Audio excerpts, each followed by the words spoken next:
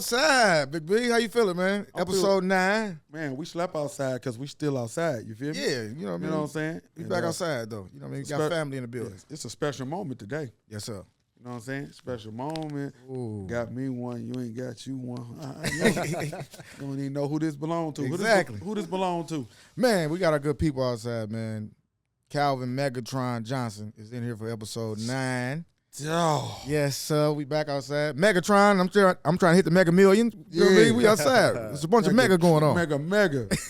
What's up, Mega Man? How you feeling, my guy? Man, good. Thanks for having me, fellas. Man, Yeah, absolutely. bro. Oh, man, I wish I would have brought a football, man, just to see you catch one. Just Y'all ain't got a football, right? Yeah, no, somebody we got grab one. a football right Y'all be in quick. the parking lot playing catch now? Yeah, we Yeah. still do that. No, don't worry about it. We got a football. I'm gonna start crying if we play catch. I ain't never have a father, so it's just.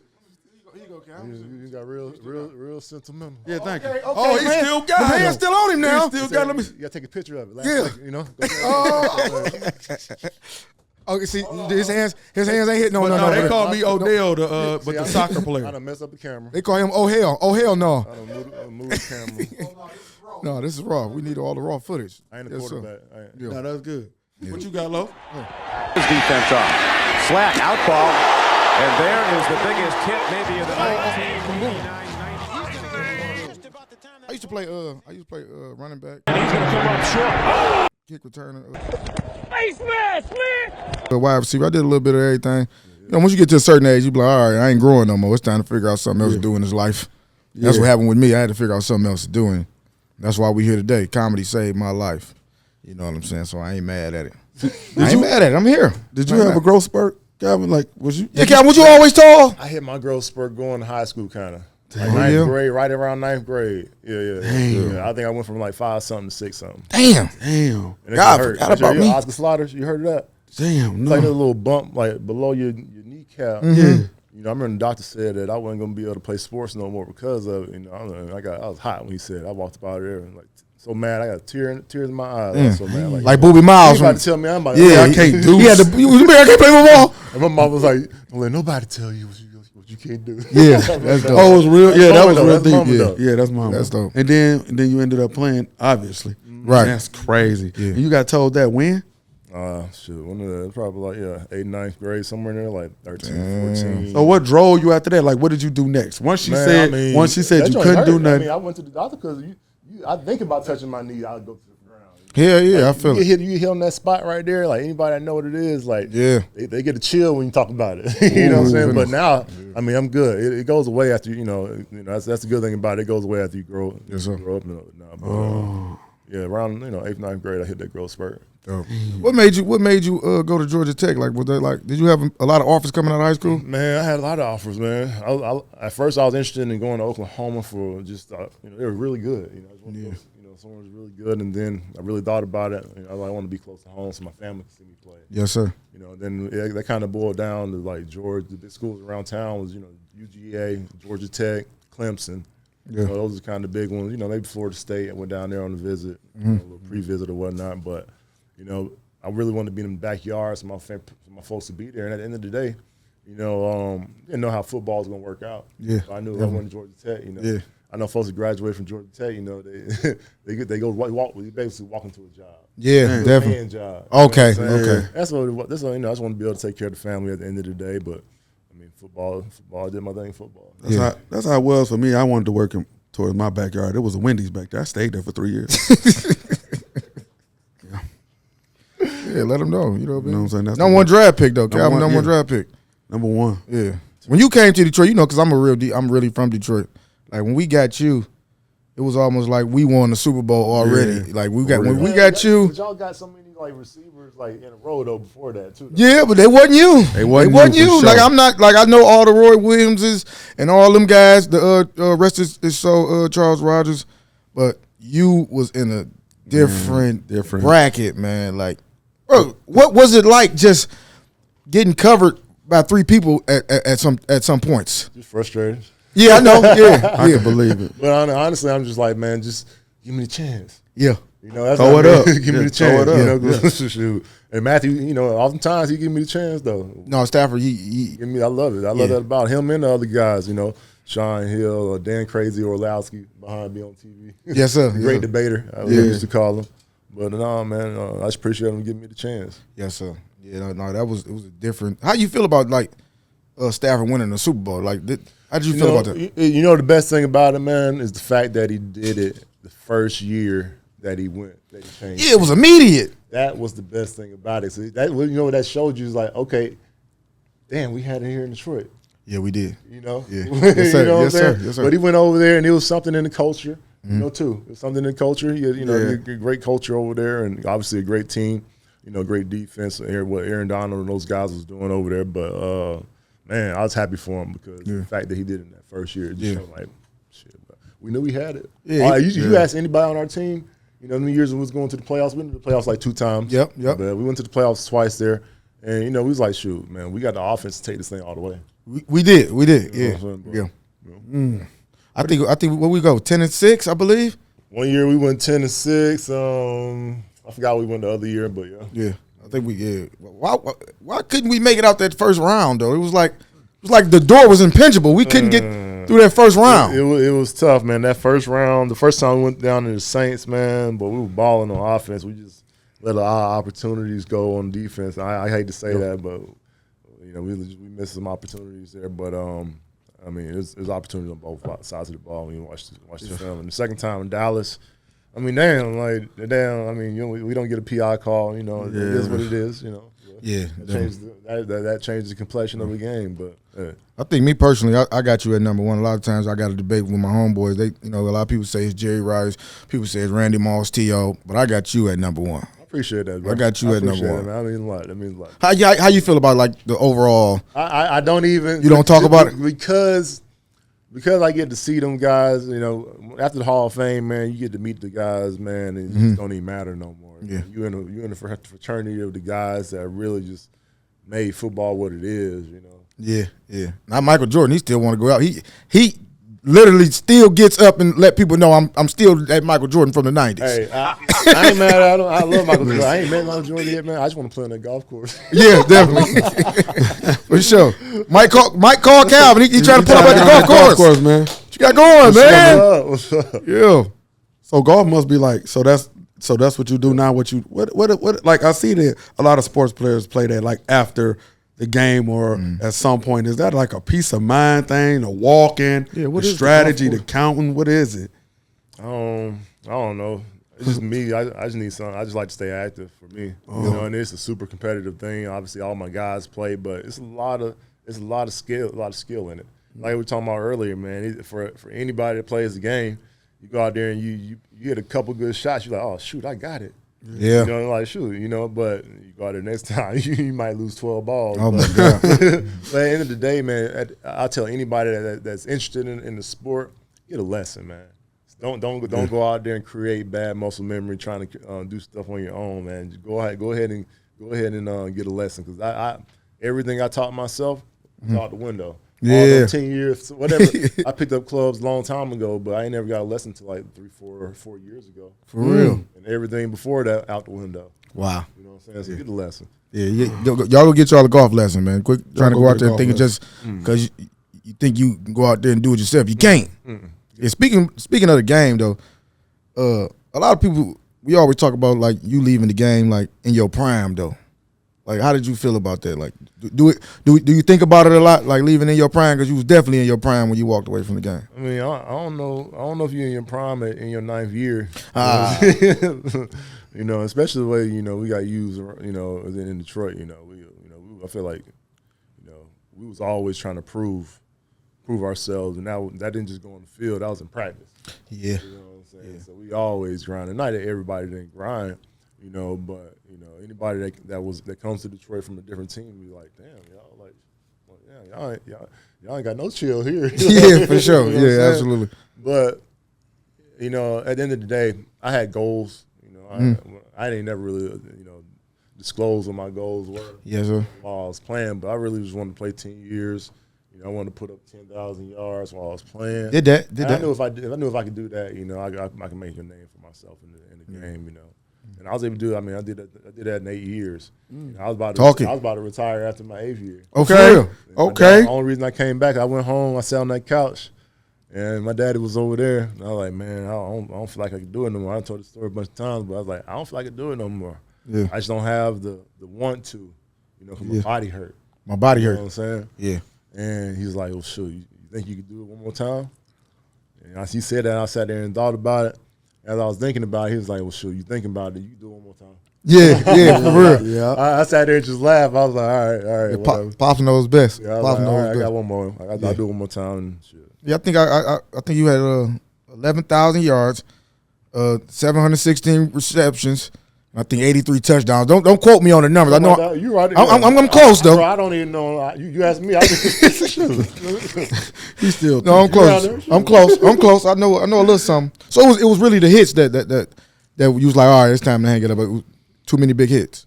Man, it was a combination of everything. Yeah, man. yeah.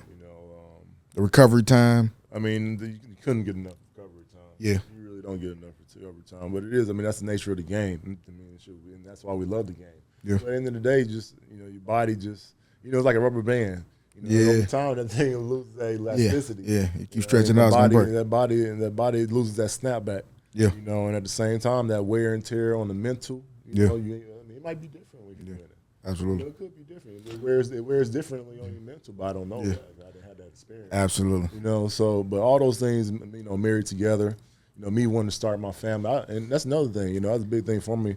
I kind of found my now wife, I met her early in my career, but we didn't start really dating until later in my career. Yeah. Probably like year 7, 8, 9. I was like, okay. When I was thinking, like, okay, this is the one right here. And,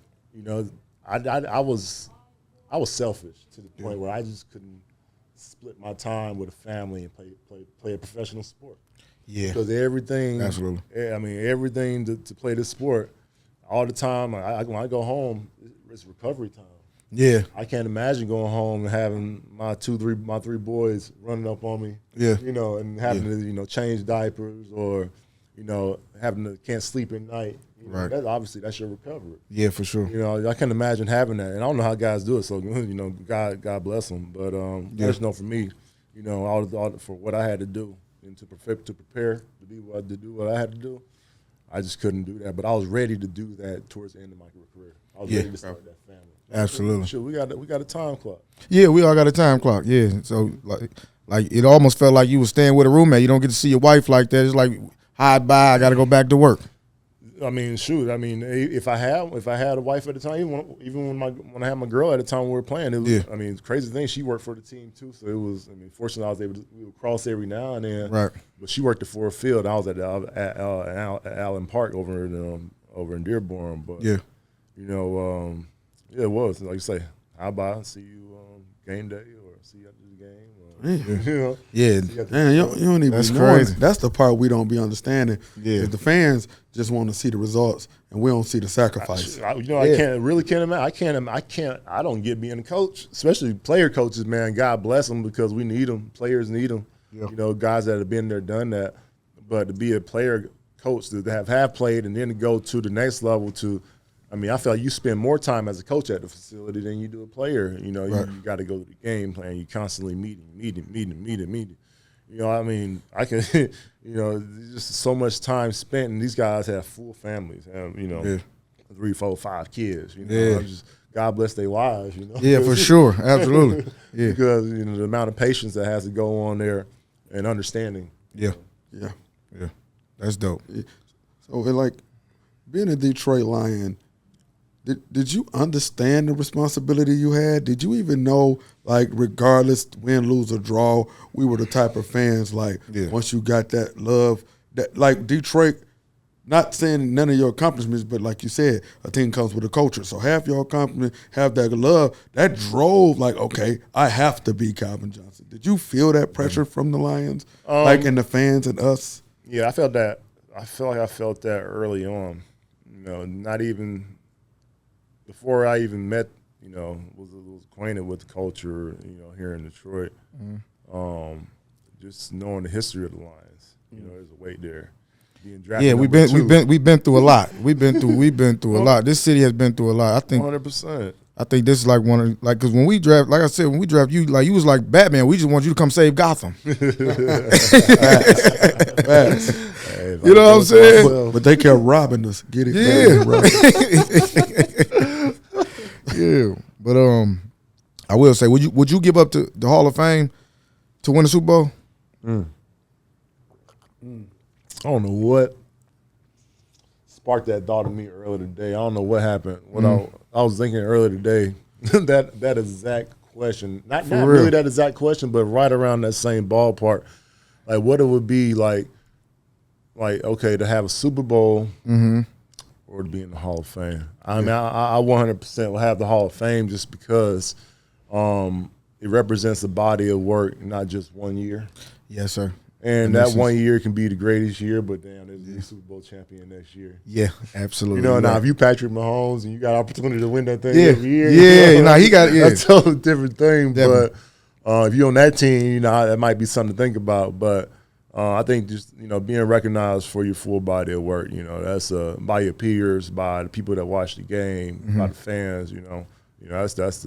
That's a big honor. Yeah, that's utmost honor. That's a crazy answer because they push the championship so much, but I guess you would forget about how forgetful you are once you win. I wanted a championship 100%. I fought for it every year. I mean, even though on the outside looking in, people might not. Maybe outside of Detroit, might like, man, they crazy. But every year in that locker room, we felt like we got a chance. We had Stafford, we had myself, we had Sue. We had a great team. We got Slay. You see him, damn near won the Super Bowl this year, almost. But we had a squad. But so we truly felt like at least like my second half of my career there in Detroit. The early years was rough. We just trying to win a couple. Figure it out. Yeah. Then we go 0-6. We went 0-16 one time. My second year, bro. That was the 0-16 year. Yeah. Oh my God, I'm talking about second year. But you know what? There was a prophecy at the beginning of that season. And John Kitna prophesied we was going to go 0-16. Damn, for real? I'm tell you what happened. We had an offense. On offense, we had two coordinators on offense. Okay. We had a run and pass game coordinator. So there's going to obviously be some friction there. Absolutely. Run the ball. Yeah.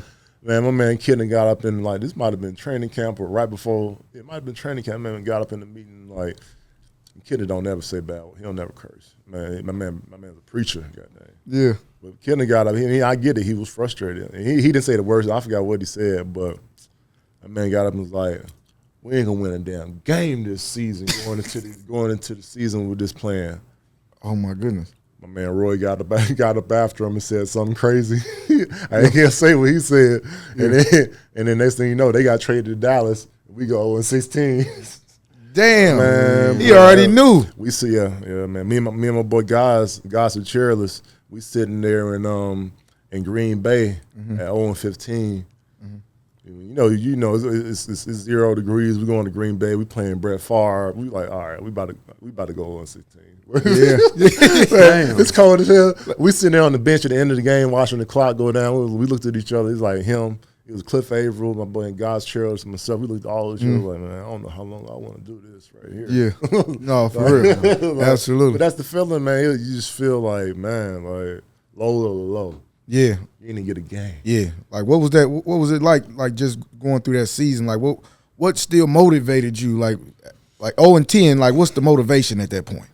Man, I had a great coach in college, man. He one first thing I went to college, man. He checked me early on the door. He was like, man, the two things you always can control is your attitude and your effort. Yes, sir. And I was like, damn. I'm like, okay. And he's like, you control those two things more than not, the odds gonna work out in your favor. Yes, sir. And I lived my life like that. And so, I mean, you go into a season like 0-16, or you just losing game after. I mean, it was worse than 0-16. You think about the season before, we started like 6-2 in the first half of the season. Yes, sir. I remember. And then we won one game that lasted that second stretch. Yeah. I think it might have been like the first of the last of the 8 games, and we went 0-7, and then we went 0-16 or something like that. Yeah. So we lost like 20-something straight games. 30 game losing streak. Shit, it was terrible. Yeah, but knowing that attitude and effort, you controlling those things, and you go into, and I like to tell this to the kids, it's like, okay, like I know I lost this game. I might not have won that battle. But if I control my attitude and my effort, when I look back on that film, there ain't going to be nothing to talk about. There ain't going to be nothing to question. My effort's going to be there. Every time. You know, but that's going to propel you to continue to stack good days on good days. And, you know, that's all. I mean, that's all you can, you know, that's all you can glean on when you're in the lows of the lows, just putting out good effort so you ain't got to look back and be like, damn, if I would have did that better, what could have happened? Right. Yeah, definitely. Yeah, that's dope. You never know if you don't swing full, you know, if you don't go all out, you never know how good you could be at something. Yeah, that's dope. That's dope. Let me ask you a Detroit cultural question. When you went out during those years, because I remember they used to tell me, like, my adopted dad used to just tell me stories of like, yeah, I saw this quarterback and I told him how I felt. Because, you know, it was just – Did you get any of that when you walked out? Like, did you have to take some of that heat, or did you just kind of chill in your world? Did you get into that street heat? I mean, sometimes you might get heat depending on – and most of the time you get heat is when you're in a sporting environment, or if you're out doing stuff with the team, or if, I mean, people know you're out and about. Usually folks are respectful, you know, especially, you know, I mean, I'm out there grinding. You know, I ain't out there bullshitting. You know, like, I think people see that. But 100%, there's times where, you know, if it's fresh after a game, your ass better not be out in the streets. After a loss, for sure. You should expect that. You should 100% expect that heat. Yeah, that's funny, bro. No, for real. You always hear them stories. Speaking of Detroit, what's the wildest shit you ever seen just being in Detroit? Wildest shit I ever seen. It always, me and my boy guys we always together. We hanging out. We in the Lyceum downtown. This one fuck around Detroit no more. Man, we coming out the club, and I don't know what's at the corner right here. It's probably like not even 100 yards like to my right. We come out the club. It's like just right somewhere around the corner, and you hear these dudes arguing, and then next thing you know, you looking down, pop, pop, you see muzzle fire, pop, and you like, oh shoot. And all these niggas 300 pounds just sliding over hoods and stuff. Like, y'all niggas dumb as hell. I got my ass down. I'm like, where the car at? And unfortunately, all that shit stacked in valets. So niggas running around the block and shit. But, you know, after that, I'm like, man, I ain't got time. I ain't got time for this foolishness. Yeah, he said, but 300 pounds. They thought they were John Wick at 300 pounds. Yeah. John Thick. I still see it vividly. Niggas sliding over hoods. I'm like, y'all crazy, man. That's wow. You just said, fuck slide on hood. I'm getting down. I'm down. Get my ass down and move. Because you know a bullet get down and move. Yeah, for real. Mm-hmm. Hell yeah. Damn, they got the pop. I'm like, that man, I was like, right then, you went all the way out to, you go Rochester after that? I don't say I like guns. You know, I respect guns. You know, I respect folks' ability to, you know, to be able to have a gun and protect themselves. You know, I like guns for sport. You know, I go shoot for sport. You know? But, you know, man, the way crazy the stuff is nowadays, man, I wish there was more regulation. No, for real, it's fucked up outside. It's just a little bit. And the funny part about regulations, it ain't even the person. Just ask a few more questions. Just ask 2 more questions. Yeah. Like that second question. Every time, right? Every time it's just like we one question don't you away. Ask that question? Yeah, like you ain't never said. How do you feel when you grab a gun? Oh man, I feel empowered. All right, we'll get back with you. Like every time, it's just like it's really kind of simple if you would have put that little extra push, extra checkpoint. Just it's just 2 human questions. They probably ask all regular questions.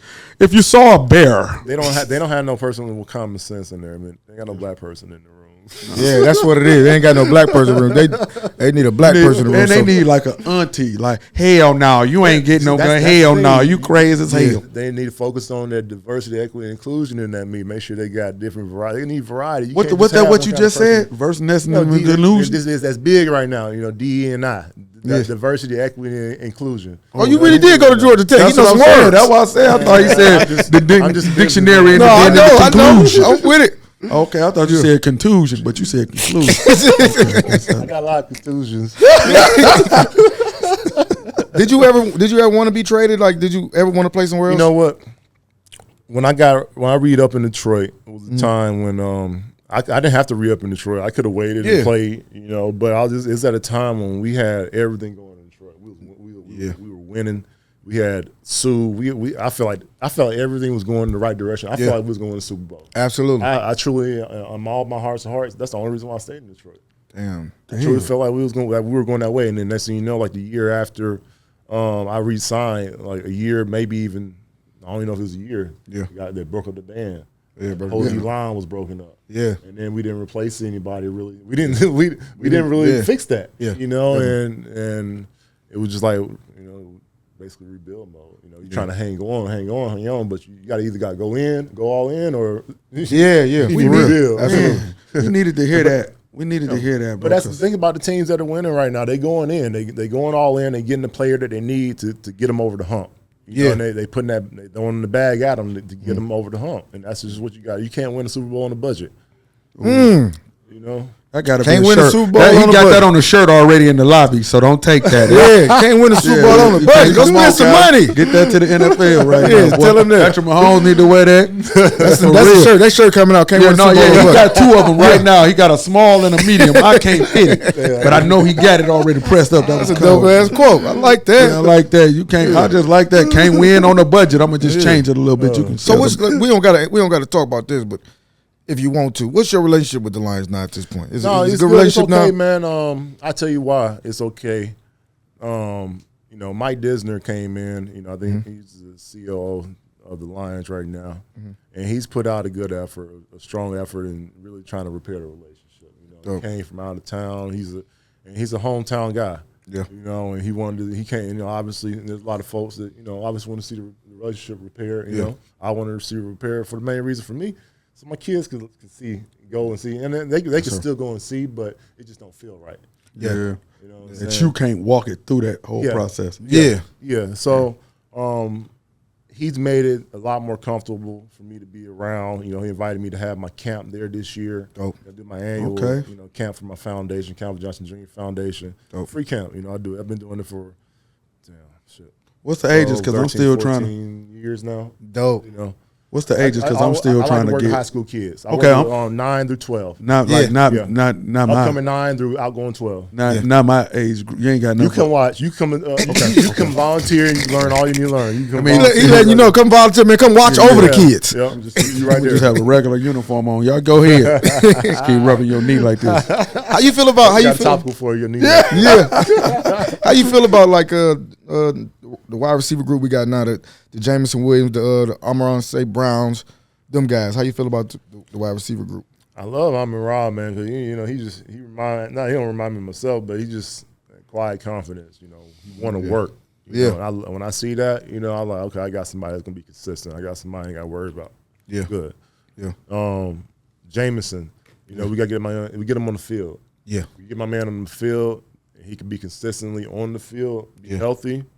I'm confident he gonna make plays. I mean, shoot, man, first time a man played, he made, he splash. Yeah, definitely. Definitely. So I feel like you just got to get him on the field. Who else we got in the room? We brought back Marv. Got my guy Marvin back. Marv got a lot. He's just a stud. Marvin just a stud. Marv got a lot of experience. He makes plays. He just makes plays. Yeah. He makes plays downfield on the ball. We need that because we got rid of I used to call him Shark. But DJ Chark. Yeah, DJ Chark.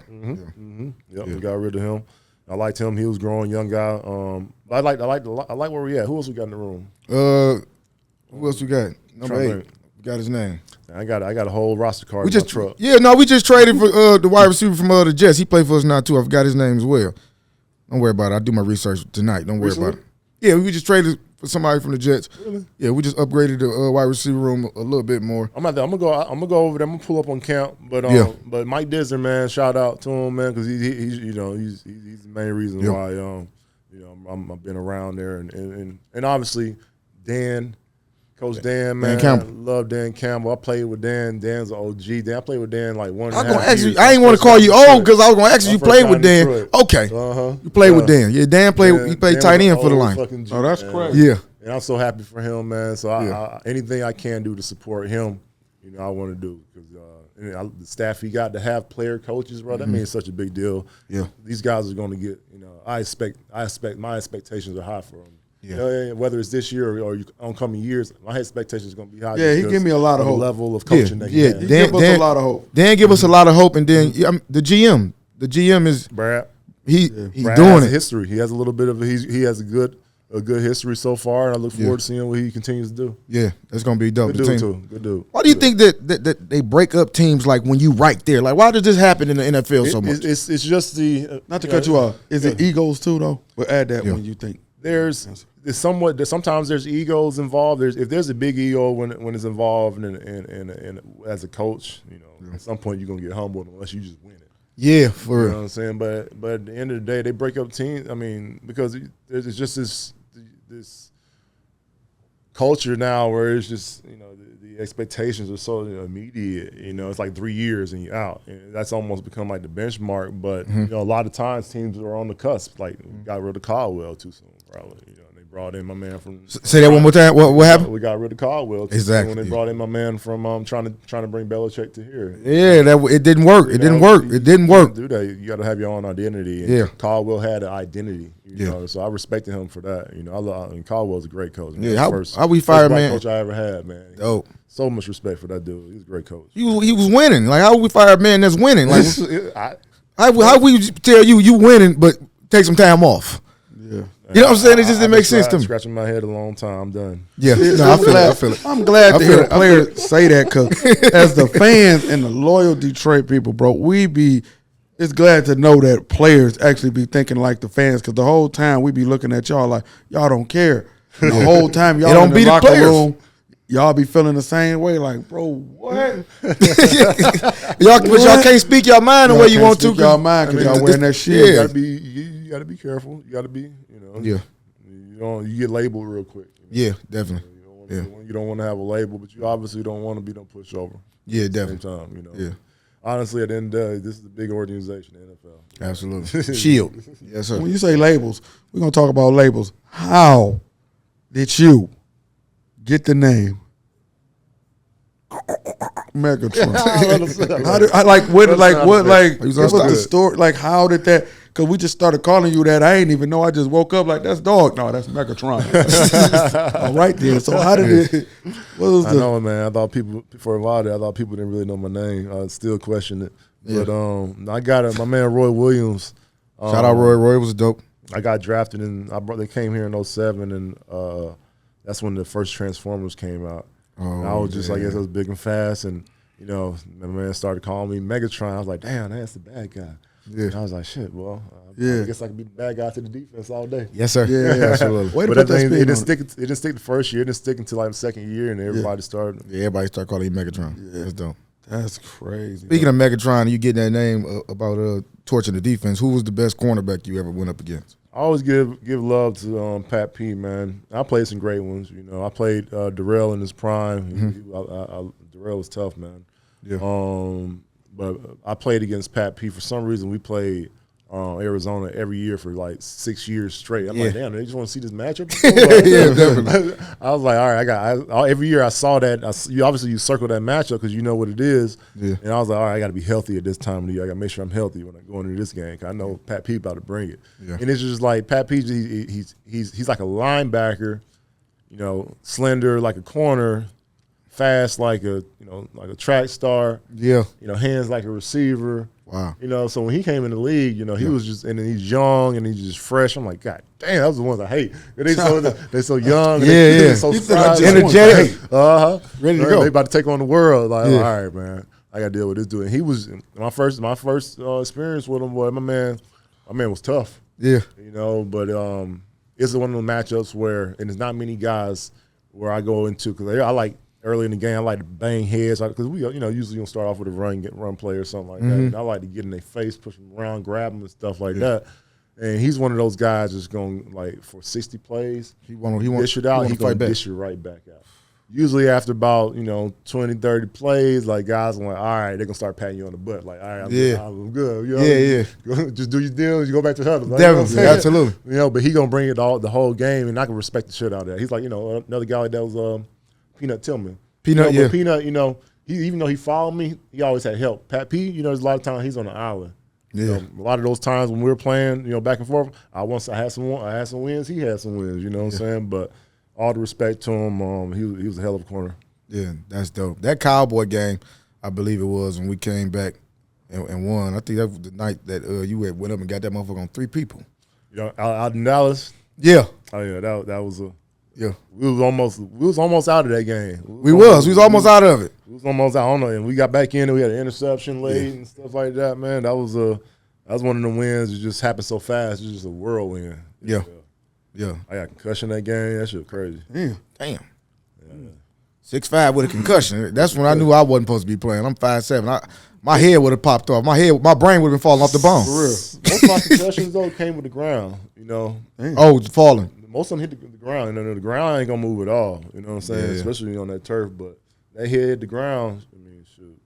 Yeah. Concussion just when that brain touched that skull. You know, from that momentum.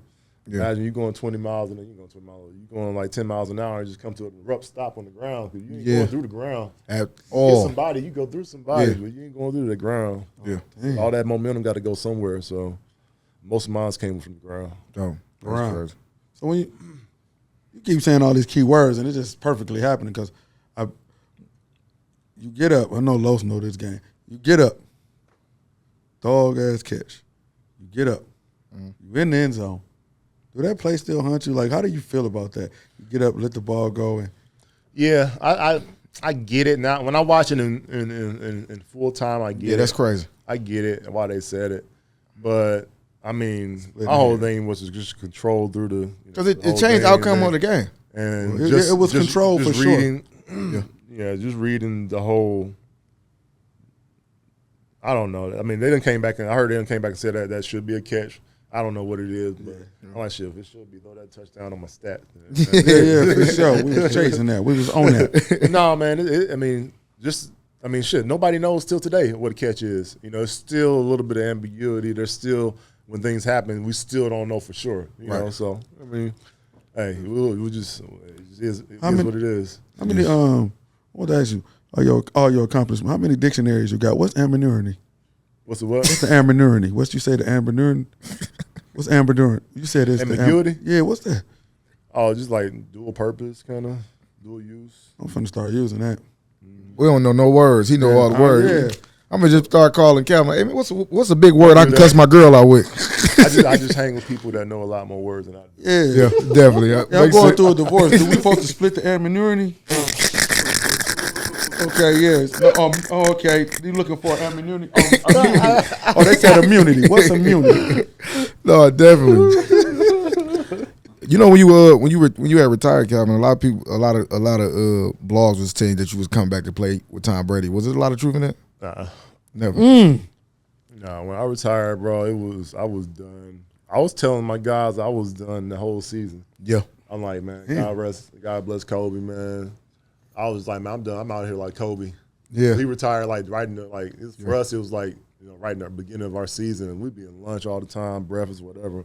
I'm telling the guys, they're like, shut up, man, whatever. Yeah. I'll be saying this all the time. Yeah.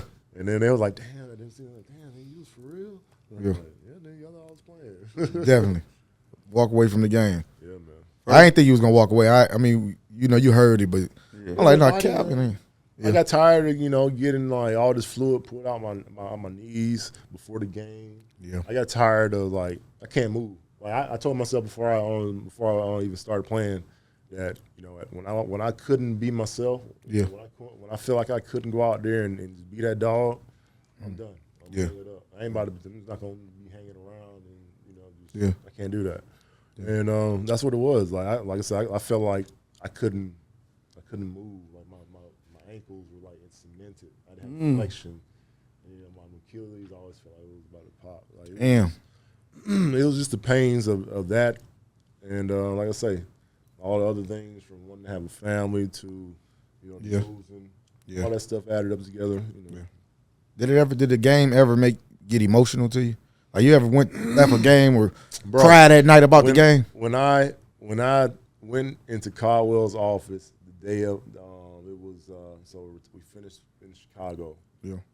I told Coach after the game, I think. Yeah. No, I didn't tell nobody. I didn't tell Coach till the next day. Mm-hmm. Yeah. I told Coach to checkouts. After checkouts, I waited till I done checked all my stuff out. I went up there, waited till Coach had time to meet with me, and went there and told him. He brought in the GM. They had got rid of Mayhew that year, I think. Mm-hmm. And Sheldon White was the interim GM. They brought in Sheldon. He tried to get me to, you know, stay. And then brought in the new president, Rod Wood. He took me in to call the family and whatnot. Yeah. And then the rest is history. Wow. But after, man, I was done, bro. After I went into Caldwell's office, though, Yeah. I like bawled. Because you knew it. It was like a weight off my shoulder. Okay. Like everything was just like I kind of like was released. It was almost like out of the shackles. Yeah. Because you had to live out up of to this it. lifestyle, just having to do this and that, having to be this and that, having to try to perfect my craft each and every day, to being able to chill and go on my couch. That shit ain't last long, you know. Yeah. Because that you've been living that way for so long, you just don't lose it. Yeah. You know. But I look forward to the day I was gonna be able to chill. But going up to coach's office and telling him I was done, it was such a weight off my shoulders. It was like emotional. You know, I just flooded with tears, bro. Yeah. And it took me a minute to get myself together.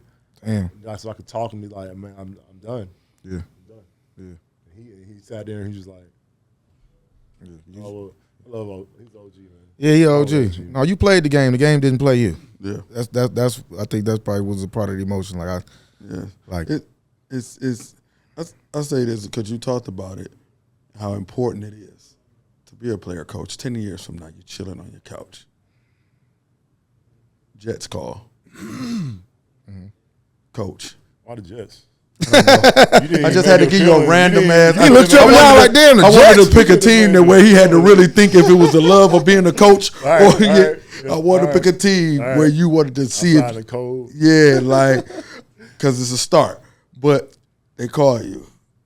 Do you feel like you could coach the new generation that's coming? Because, like you said, they are throwing the bag. Like, you would have been $300 million in.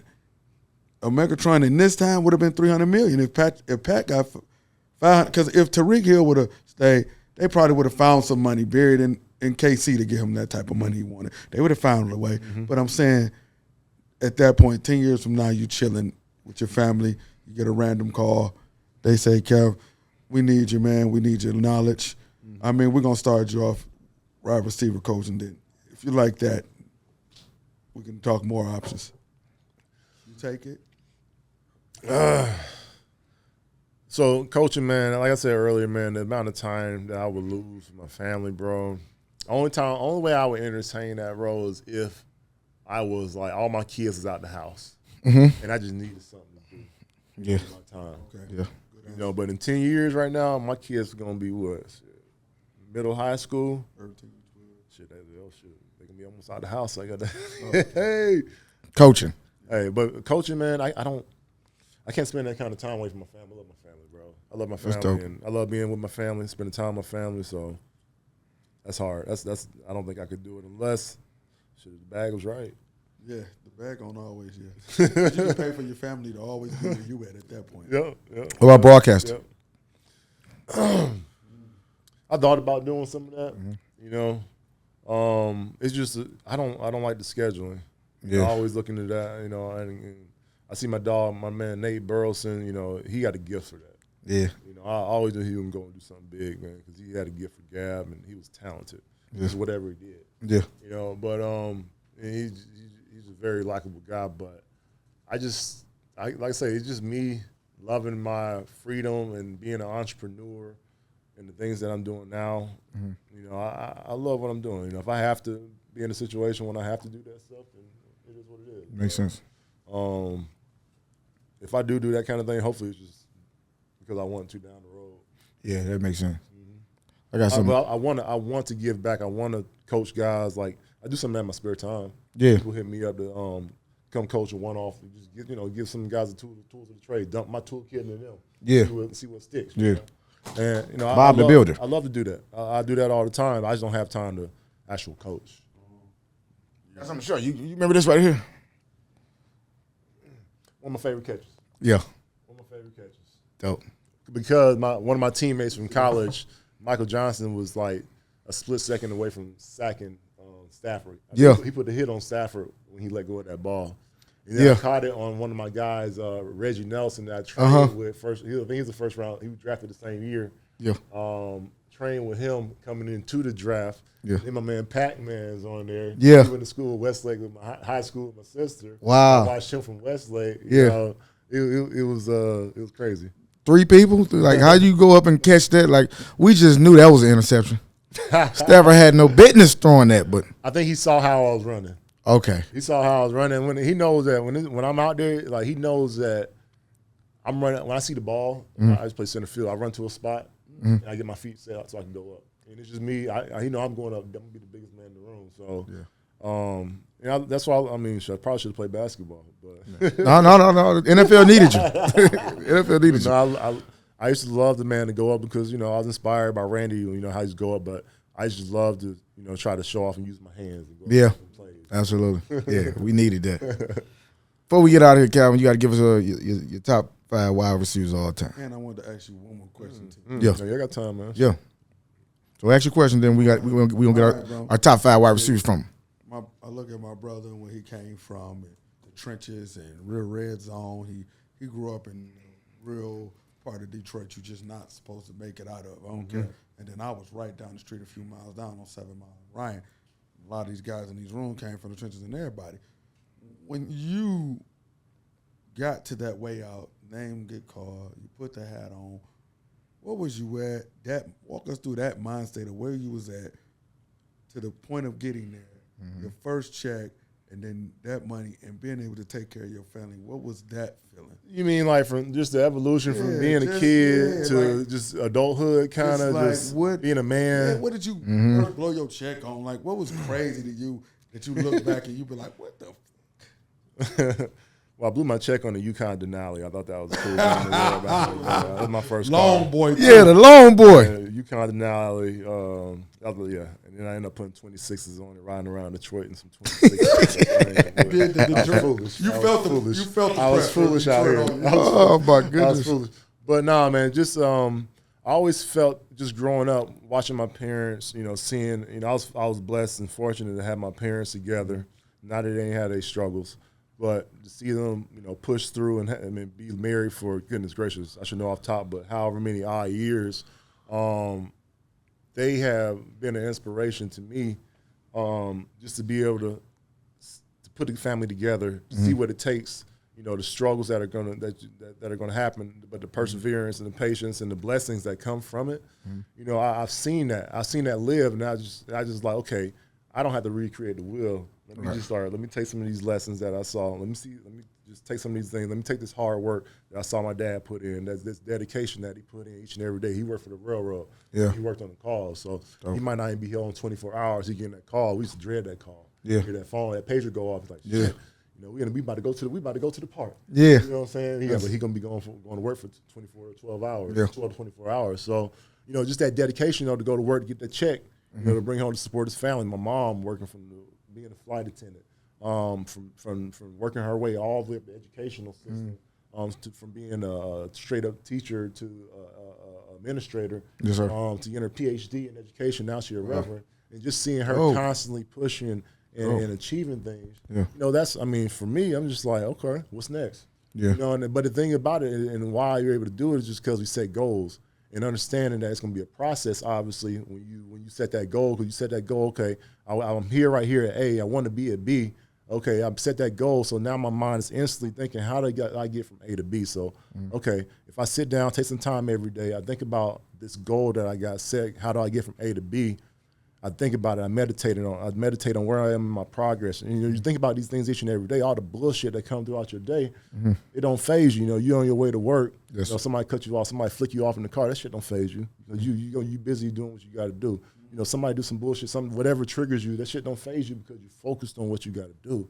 And, it's just that kind of mindset, I think that, I don't know where we at. Dope. I don't forgot the question. No, it's not. No, you was giving so much game. It don't even matter. It was so much game. It's all good. It's all good. I guess having that. Yeah, that's what it is though. Knowing how to set a goal for myself, how to achieve that goal, knowing it's a process. It ain't just gonna be honey the whole way.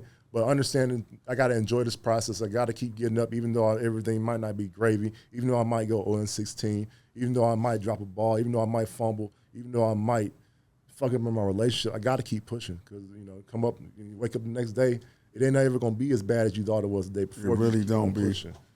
You know, so just having that mindset, I think, just having that mindset keeps you in the present. And if you take care of the present, all that shit, everything else can take care of itself. That's dope. So you had a lot of support when it was time for you to just hang it up because, I mean, no offense to nobody in your family, but I'm sure you was the first generational wealth person, right? Yeah, man. I mean, my parents like I said, my dad, he worked his way up to a 6-figure job at the railroad, but that shit took like, 20, 30, almost 30 years, You know, my mom, she got her PhD, but she was constantly grinding. But so nobody's been able to, I guess, do this. My brother's a doctor now. Dope. He's bringing, wealth to the family. My sister's a doctor. You was able to create that, though. But, right? For us, it's just, I think it's like 100% my family bred it, though. That's what I would say. I get what you're saying. You know what I'm saying? Yeah, that's dope. Needed to know that part because we asked so much, but I just wanted to know where your mind was at that point where it was happening. Yeah. That's dope. I got one more question for you. So when you used to go out, like, did you ever have like what's the wildest bill you ever got for some shit? Like I'm out tonight, and the bill was like, what the hell? I'm frugal as hell, bro. Yeah. I'm frugal as hell. Yeah. If it's a random bill, it's just because of the car I just bought. Okay. Yeah, that's when the shit get crazy. Yeah. We go out to dinner. It might be. I mean, if it's it might be a couple $1,000s. But yeah. I mean, I don't put price tags on experience. Dope. Yeah. You know what I'm saying? Right. Yeah. Experience is once in a lifetime thing. Yeah, for sure. One time I took my brother on a private jet to fucking France, South Cons. Yeah. That shit cost it was a little under $100,000. I was playing ball, but I've always been of the mindset. You just hurt my wallet. Shit. I think about it now, and I cringe at myself like, you a fool for that shit. But I did it because I think back on it though, I was like, shit, that shit was an experience we ain't never gonna forget. Yeah. I think about shit like that sometimes, man. I'm frugal as hell. Yeah. But there's times when I got an opportunity to make an experience for folks, and especially my family. I'm gonna take advantage of that. I'm gonna do that. That's dope. That's dope. Don't think y'all going on a $100,000 trip with me. I don't got it. Just finna ask too. I don't got it. What about 100 Greyhound trips? There you go. Okay, I'll take 100 Greyhound trips around the world. That's dope. Calvin say early too. Calvin say he live for nights he won't remember with people he won't forget. You know, that's dope. Got to. Yeah. But yeah. No, you got one more? No. That was gonna say no. I was talking about that. No, we kicking it. But give me your top 5 wide receivers all the time. Top 5 receivers of all time. I grew up, man, and obviously I'm gonna go ahead and throw Jerry out there because he was inspiration to the generation before me. Yes, sir. So I hear Randy or any of my favorites from that I looked up to when they were playing. So T.O., all the big guys, Keyshawn, Tim Brown. Mad respect. I used to wear no gloves because of him until I got to college, and these boys was throwing that ball like 80 miles an hour. Yeah. I'll bring them gloves on. Yeah. But, Rice, Moss, T.O. I want to feed, I love, and I ain't going to say that. No, say it. We want you to say it. I love my guy. He was just inspiration to our generation, Ocho Cinco. No, that was my favorite guy for a long time. Ocho was one of my. I had the fortune of training with Chad. He's a character. He's a great guy, though. I love Chad, man. Yeah. His feet were amazing. But he inspired me to get my feet right.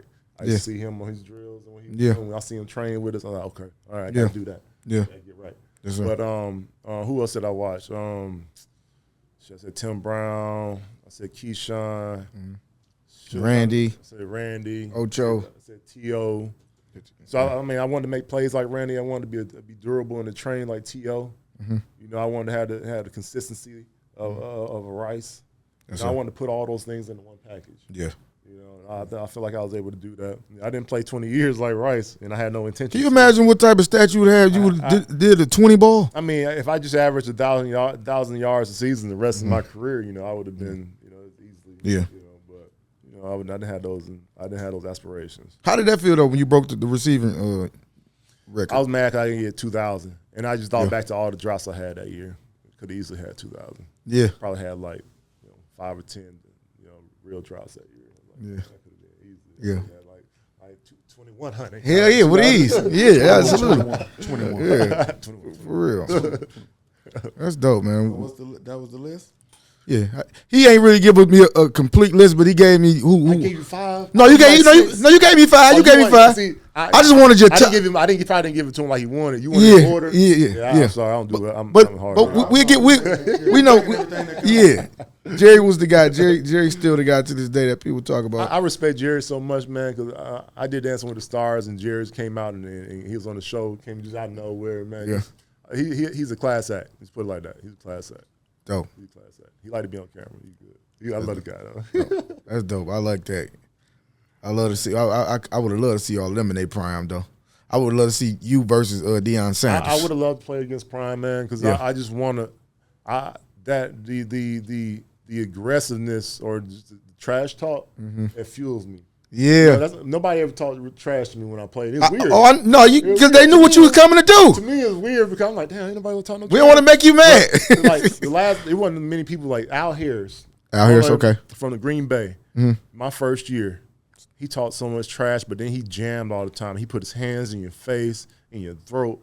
Just like he wasn't dirty, but he just one of those guys. Just like they helped me get my mind right after my first year. Like, oh shit, I got to play this guy twice a year. This is the mindset I had to go against. Yeah. Okay. All right. Better check. Yeah. You know. Yeah. All right. But that was the mindset. That mindset carried me my whole career. Yeah. You know, appreciate Al for that. You know, he I mean, just playing against guys, OGs like that. You know, I had the fortune to do that. There's not many guys like that. I'm not playing right now, but there ain't many. I don't feel I'm out here. I'll be watching. Yeah. You still got it? You think you can go? Like, you think you can come back out of retirement right now? I can go dunk on the dude. You can't. You can't line up. You can't line up at wide receiver no more. Like a kneecap might pop off or something, man. I told you my Achilles be scaring me. No, I respect bro. it. No, look at this though. I be doing these camps, bro. I feel like I done played it. I feel like I done played the whole game. I wake up the next morning and be sliding over the fold camp. No, I can't do that. I can't do it no more. I see Dre Black just came back to the Lions. We need Bro, you too. I love Dre, man. That's what I'm saying. Them player coaches is everything, bro. Yeah, this is dope.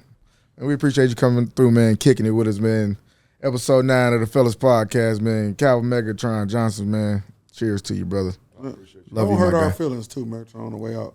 What's up? If not the Lions, who would you would have played for, man? Would like to play for. I would have kept it home team. Falcons. Would have kept it with the Falcons, you know. That's why I was happy I broke that record on them. I was so happy. But yeah, Kev, if I had played, high school, college, and professionally in Atlanta, that would have been amazing. Yeah. That would have been dope. Man. There you have it, man. He stayed a Lion. Deal with it, okay? I'm still in Detroit. I mean, business Yeah, keeps me here. you still got property here in the city?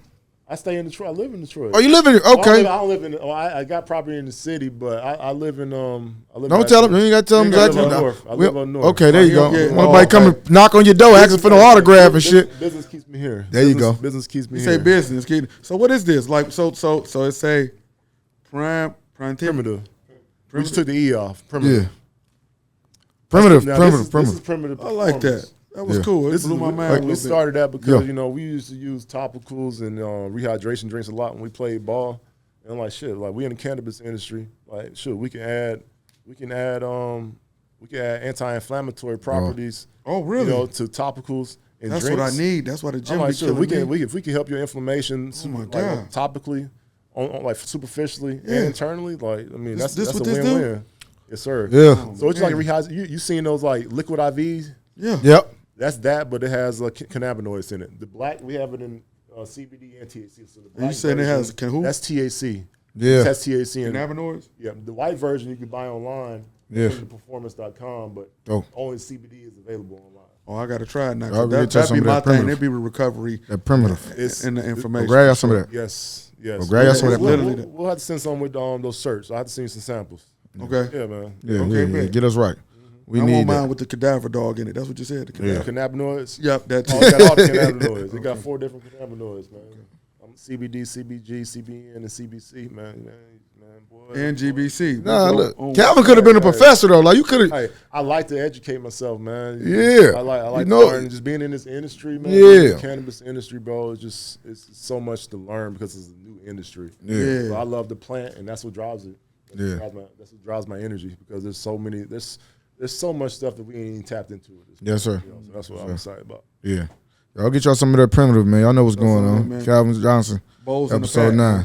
All right. Love y'all. Appreciate you. We got bills to pay. We gonna check out.